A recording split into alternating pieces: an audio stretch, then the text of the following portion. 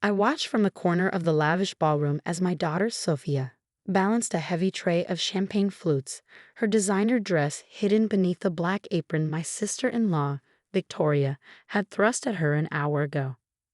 "Mom," she whispered as she passed me, "Aunt Victoria said I need to serve the entire West Wing before I'm allowed to sit down." "Just a little longer, sweetheart," I murmured, briefly touching her hand. Sometimes the best lessons require patience. Victoria's voice cut through the elegant party chatter. "Isabella, why is your daughter dawdling? These glasses won't serve themselves." My sister-in-law stood in her element, presiding over her son Bradley's graduation party like a queen holding court. The prestigious Morgan Academy's ballroom glittered with wealth and influence, all here to celebrate Bradley's acceptance into Harvard, a feat Victoria attributed to proper breeding, rather than the substantial donation her family had made. If only she knew that the Morgan Academy's largest benefactor was standing right here, watching her abuse my daughter. "Sorry, Aunt Victoria." Sophia straightened her shoulders, moving faster through the crowd of elite guests who looked through her as if she were invisible. "I don't understand why you allow this." My husband, Michael, appeared beside me, his jaw tight with anger. "One word from you and—" "Not yet." I squeezed his hand. "Let them show everyone exactly who they are." We kept my success quiet for years, building my foundation and investment empire under layers of corporate anonymity. While Victoria and her husband George flaunted their old money and social connections, I had quietly become one of the city's most influential philanthropists. The Morgan Academy's board knew me only as Ms. I.R., the mysterious donor who had saved them from bankruptcy last year. "Isabella." Victoria beckoned imperiously. "Since you and Sophia insist on being here, you might as well make yourselves useful. The caterers need help in the kitchen." Around us, society mothers smirked behind their champagne glasses. They had never understood why Victoria's wealthy brother had married beneath him, bringing a scholarship student's daughter into their privileged world. "Actually," I said pleasantly, "I need to make a phone call about the Foundation's annual education grant." Victoria's eyes narrowed. "Your little charity project? How sweet, though I doubt it compares to the Morgan Academy's major donors." She laughed, turning to her social circle. "Isabella thinks running a small foundation makes her one of us." "Mom," Sophia approached again, her voice trembling. "Bradley and his friends are throwing napkins on the floor and making me pick them up. They said it's good practice for my future career." Before I could respond, Victoria swooped in. "Well, darling, not everyone can be born for greater things. Just look at your mother. All that education, and what did it get her? A tiny foundation and a charity board position." The wealthy crowd tittered, enjoying the show. Victoria had spent years orchestrating these little moments of humiliation, never suspecting that her charity case sister-in-law controlled more wealth than her entire social circle combined. "Speaking of the board," I said carefully, "I heard Morgan Academy is announcing its new chairperson tonight." "Yes." Victoria preened. "George is practically guaranteed the position. We've made sure the right people know about our families' contributions." My phone buzzed, right on schedule. The board's decision had just been finalized. "Isabella," George's voice boomed across the room, "stop distracting the help. Bradley needs more champagne for his Harvard toast." My daughter flinched but lifted her tray again. I watched Bradley and his friends snicker as they deliberately made her task harder, dropping glasses and spilling drinks. "Careful with that champagne," Victoria called out. "It's worth more than your mother makes in a month." The breaking point came when Bradley stuck out his foot, sending Sophia stumbling. The tray crashed to the floor, crystal shattering across imported marble. "You clumsy girl," Victoria shrieked. "Do you have any idea what you've done? This is what happens when we let certain people into our circles." Sophia burst into tears, dropping to her knees to clean up the mess while Bradley and his friends laughed. "That's enough." My quiet voice cut through the chaos. "Excuse me?" Victoria turned, her face flushed with vindictive pleasure. I said that's enough. I moved to help Sophia up, removing the apron from her trembling shoulders. No more serving. No more humiliation. No more pretending. "How dare you?" Victoria stepped closer.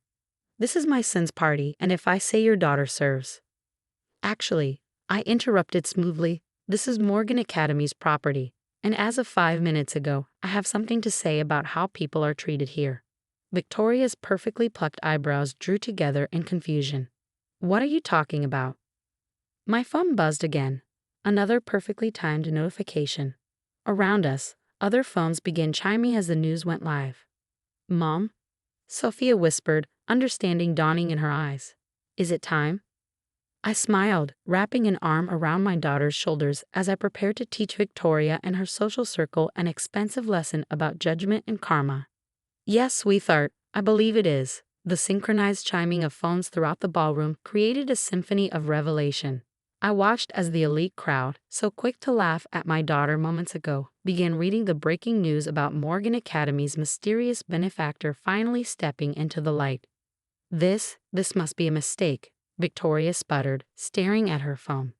The foundation that saved Morgan Academy last year, that's providing 90% of the scholarship funds, is mine.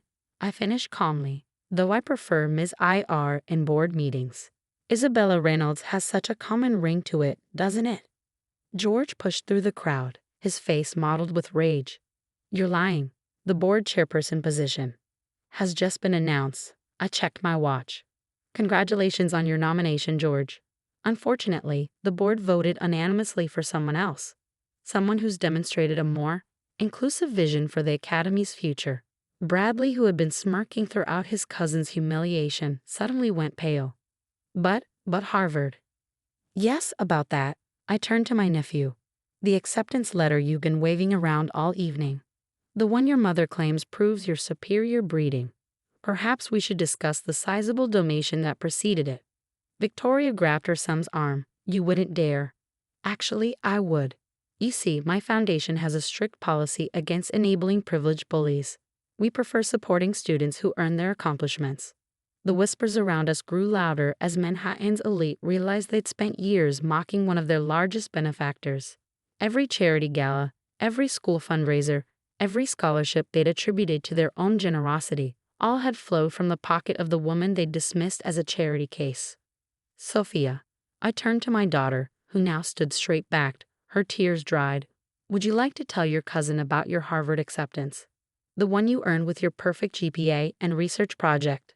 Victoria's perfectly lipstick mouth fell open. That's impossible.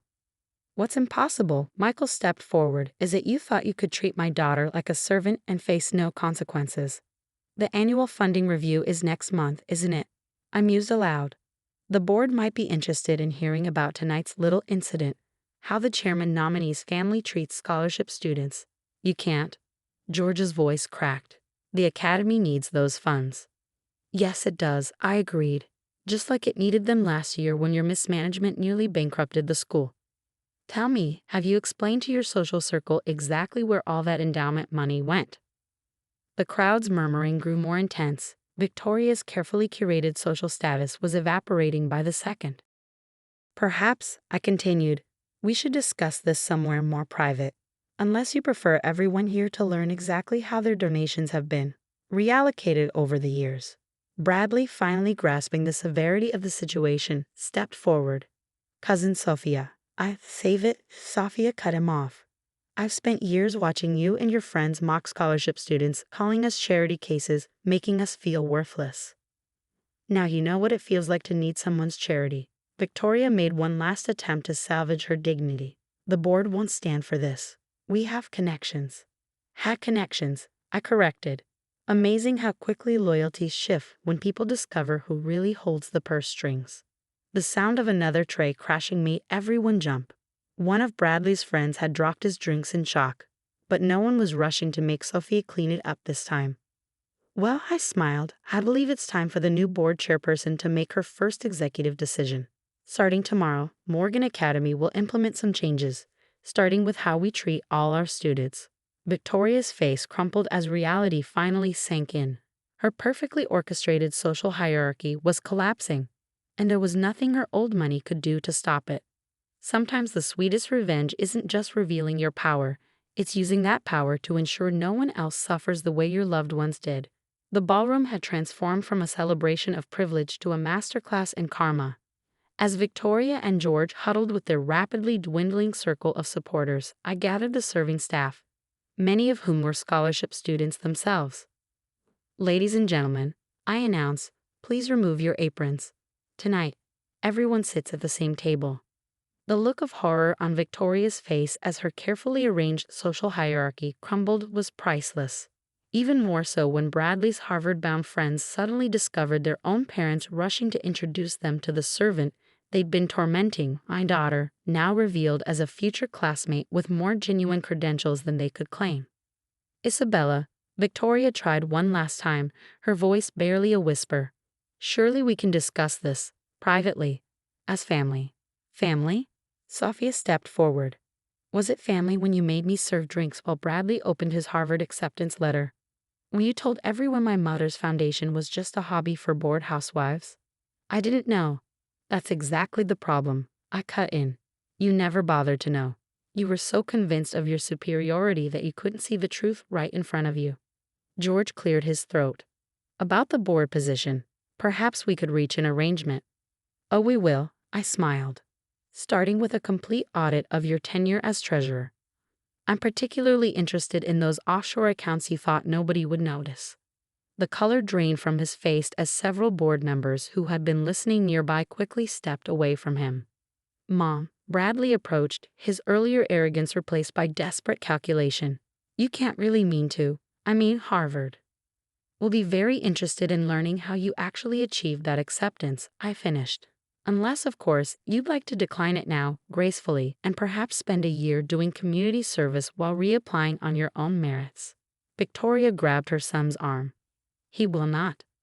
"Then I make my first call tomorrow morning," I shrugged. "Your choice." Sophia, who had remained remarkably composed, finally spoke up. "You know what the worst part was, Aunt Victoria? I actually looked up to you once, before I understood that true class has nothing to do with money or status." The party was effectively over. The social elite of Manhattan had witnessed the fall of Victoria's carefully constructed empire, and the vultures were already circling. Tomorrow, every gossip column would be buzzing with the news of how the city's mysterious benefactor had revealed herself by teaching her cruel in-laws a lesson in humility. "The foundation's annual gala is next month," I announced to the room. "I expect to see a significant change in how scholarship students are treated before then. Otherwise, several private schools might find themselves suddenly underfunded." As the crowd dispersed, Michael pulled me close. "Was it worth waiting all these years?" I watched Victoria and George hurrying out, their social status in tatters, while Bradley sullenly accepted that his future would now depend on actual merit rather than privilege. Every second, I smiled. Sometimes the best lessons are the ones that hurt the most to learn. Sophia hugged me tight. "Mom, you're amazing. But why did you let them treat us that way for so long?" "Because, sweetheart, true power isn't in showing off what you have. It's in knowing when to use it to create real change. And tomorrow Morgan Academy starts fresh, with a chairperson who understands that worth isn't measured by wealth or status, but by character." As we left the ballroom, I paused by the shattered champagne glasses still lying on the floor, the ones that had marked the moment everything changed. "Oh, and Victoria," I called out to her retreating back. "Don't worry about the cleanup. For once, you can do it yourself." Sometimes the greatest victory isn't in destroying your enemies, but in forcing them to face their own reflection in the shattered pieces of their prejudice. And tomorrow, when the sun rose on a new era at Morgan Academy, every student would walk through those doors knowing that merit, not money, would determine their future. That was worth every moment of waiting for the perfect revenge.